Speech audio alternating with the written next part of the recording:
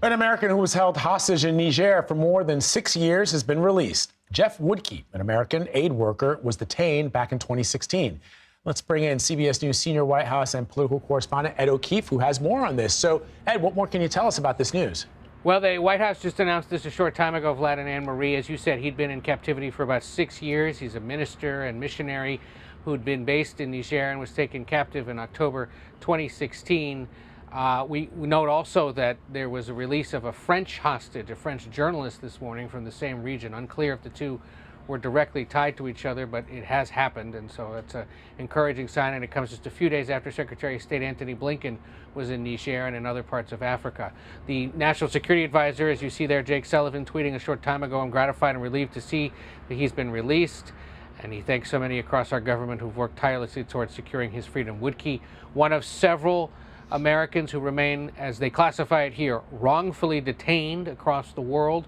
Perhaps the most notable, of course, is the case of Paul Whelan in Russia, but there are others in Iran, across the Middle East, in Africa, and in Asia as well. But this is an encouraging sign that yet another American has been brought home. Again, Woodke was taken captive in October 2016, a missionary. His wife had been pretty outspoken in recent years about what his captors were looking for.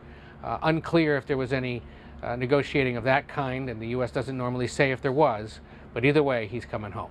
Vlad and Anne-Marie? I know that your stomping ground is right where you are by the White House in Washington, but do we know anything about this group that detained him? Just any more details about the circumstances of his detainment?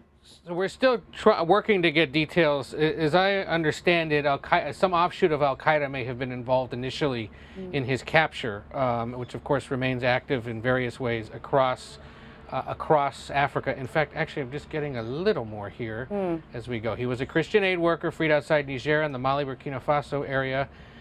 He is not yet wheels up from Africa. The administration saying they're grateful. We should learn more later this afternoon when John Kirby speaks at the daily briefing. We may get a sense of who exactly the captives were or who else was released. But again, we noticed just as the White House was announcing this, there was an announcement in France that a long-held journalist there who was being held captive in the same region was also released. So clearly there may have been more than one country involved in securing the release of hostages from that part of Africa. And as you know, Ed, the Secretary of State Antony Blinken was in Niger last week. Coincidence?